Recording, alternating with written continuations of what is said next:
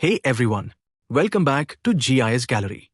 In today's video, we're kicking off a brand new series on Python programming for GIS. We'll start with the very basics, perfect if you've never touched Python before or if you're just getting into GIS coding. This is just the beginning, and I'll be adding more hands-on tutorials soon covering how Python powers real GIS tasks and automations. So make sure to like this video, subscribe to the channel, and stay tuned for the upcoming tutorials on GIS with Python.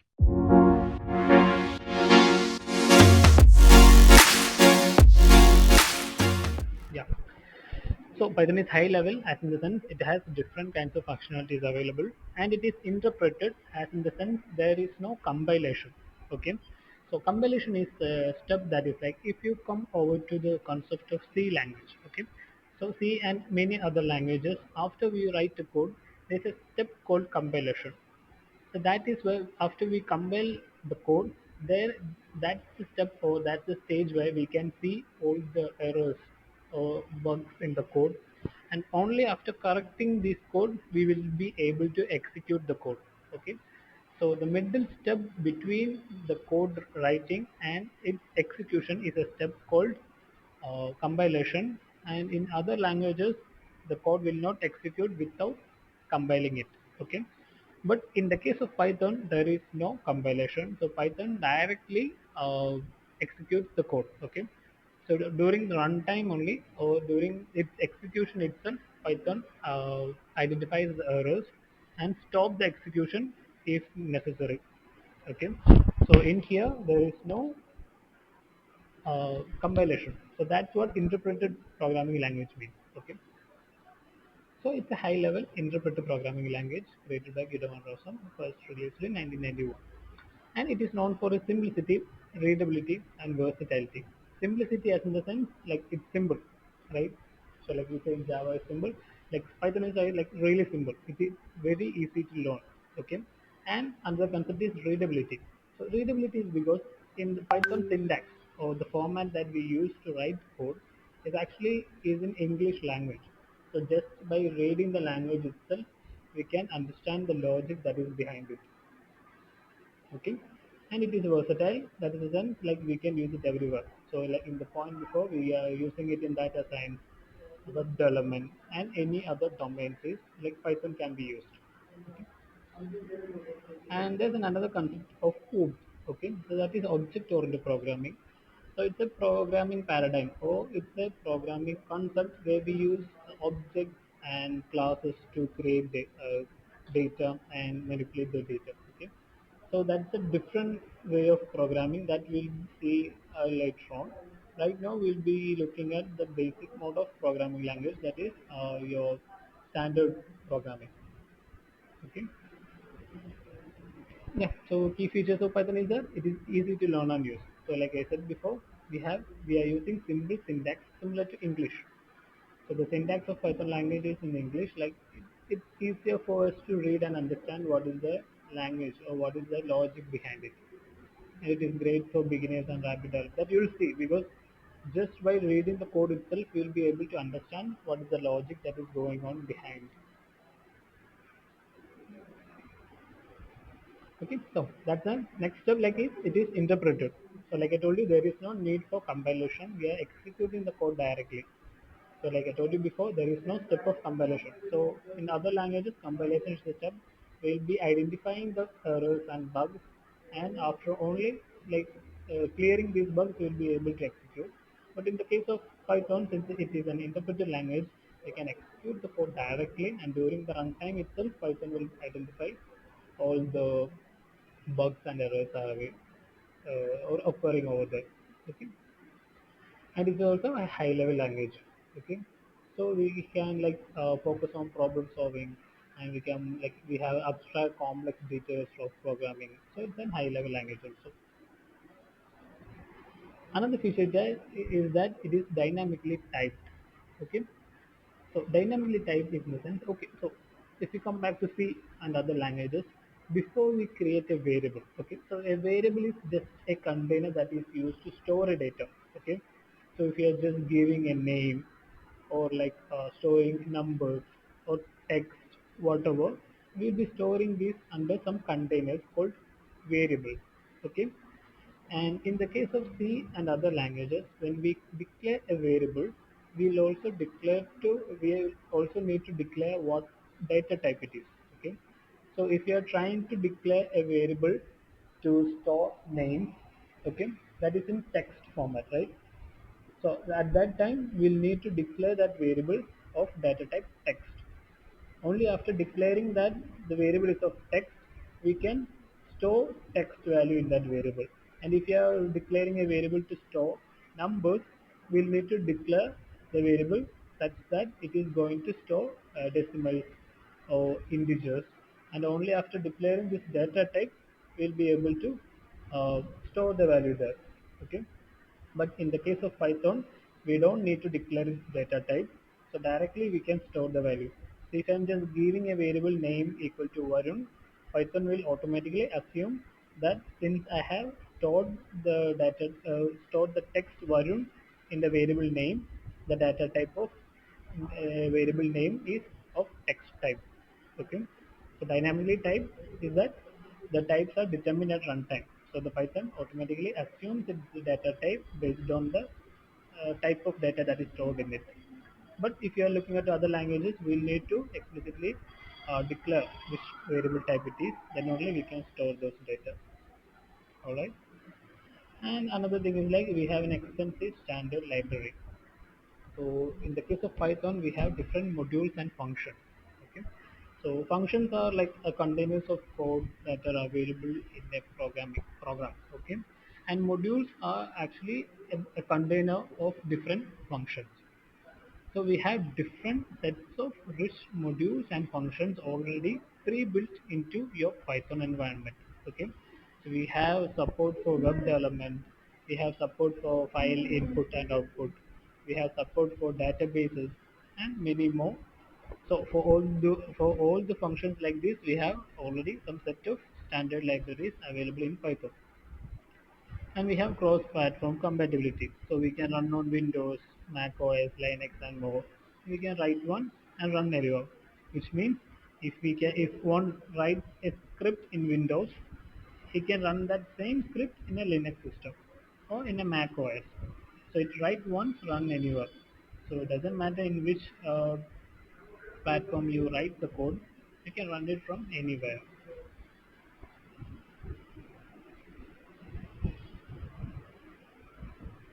Okay, and it also has the options for object-oriented programming. Okay, so it's a different type of different concept of programming that will be using classes and objects to create data and manipulate data. Okay, so it's a different concept that we will be seeing later. And we have a robust standard library. Okay, so libraries are actually packages that are inside a language that we can use to create and like do some other functionalities. Okay, so for example, we have a module called OS. Okay, so OS will have every function and modules that is useful to work with our operating system. So if we need to delete a file or create a folder or delete a folder from your system or like your operating system, you'll need to import this module and then work with the functions inside this module to do that. We also have libraries for date time, so working with date and time. We have a libraries for math. So math will have all for the functions related to doing mathematical arithmetic problems. We have HTTP. So different such of libraries are available. Okay, and we can also have download third-party modules.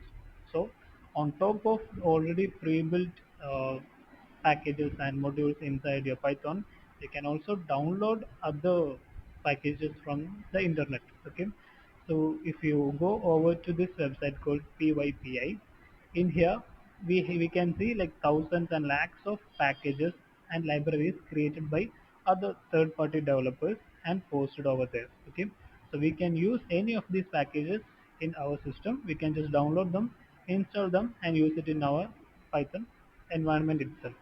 Some examples are NumPy, Pandas. So Pandas and NumPy is like numerical Python, so working with data science. Pandas and List for working with data frames, Flask, Django, and similar different modules we can download and install. And we have a large active community support. So Python first released in 1991. Till then, we have different group of Python developers working all over the world. As such, we also have different active community support. Okay, and we have an extensive documentation and tutorials. Okay, so if you just Google Python documentation, we'll be able to get. You'll see the Python documentation website where they have the extensive documentation and tutorials on how and where and when to use each of the functions that are inside your Python environment. Okay, so all the code that is inside the Python, you can just search it, and it will have your syntax and the tutorials of where and how you can use these uh, functions. Okay, and it is versatile, which means you can use it in web development, data science, machine learning, automation, and any other domains. And it is also compatible with major databases and web protocols. Another important topic is that it is embeddable and extensible. Okay, so we can embed Python in C application, and we can extend functionality using C applications. Okay, so you guys have already finished your ArcGIS and ArcGIS Pro, right? Nah, just ArcGIS, Yeah. not Okay. Pro. Oh, okay, okay. Yeah. So you know, like which language ArcGIS is written in?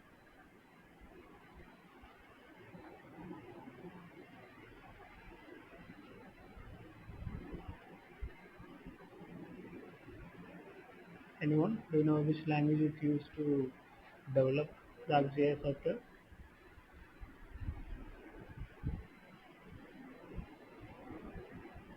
Yeah, ArcGIS is developed in C application, C language. Okay, but then you have all the functions inside your ArcGIS, right? So whether it be the buffer or like intersection, all these functions, or all these tools inside your ArcGIS application, right? You know which language is used to develop those tools?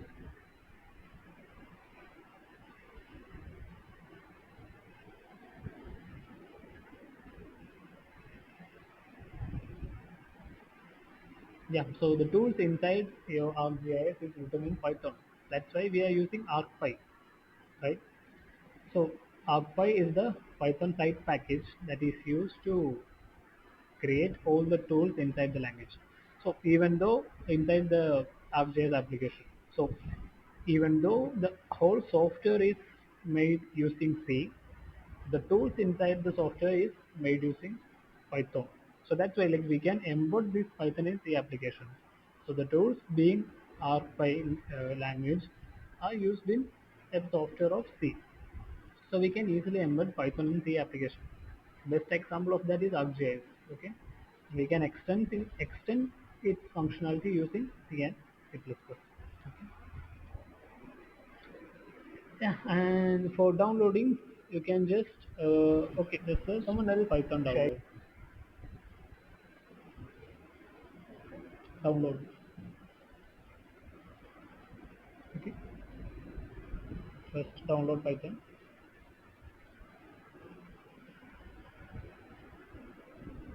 Okay, go to downloads.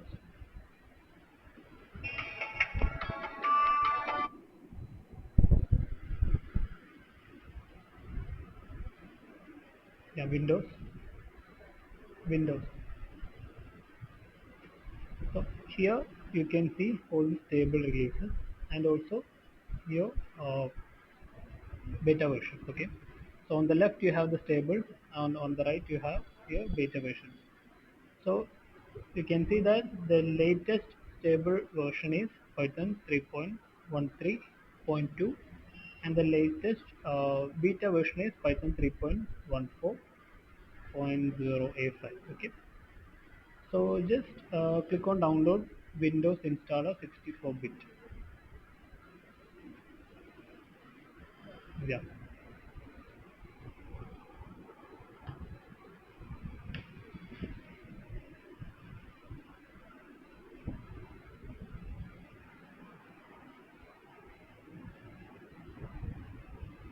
Okay, so in here, when you're before you click on install now, okay, enable this one. Okay, so add python.exe to path.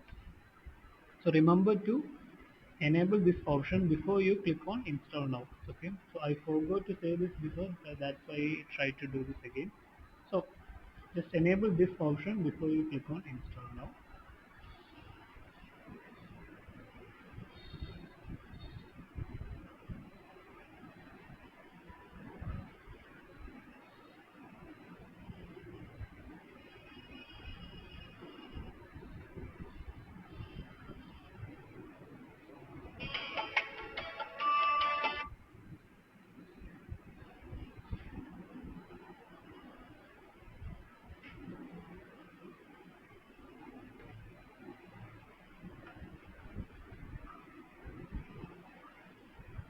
Okay. Yeah. So now to check if you have Python already installed, you can, or if the installation has been completed successfully, just go to your Windows. You can search for command prompt. Okay. So open command prompt, and in here, if you just type in Python, in here you can see it shows Python 3.13.2, which means Python has been successfully installed in the system, and you are now in Python terminal. Okay, in the terminal you can do basic all the arithmetic and calculator functions, and you can also do any of the Python functions inside here. Okay, yeah. So this is how you install your Python environment.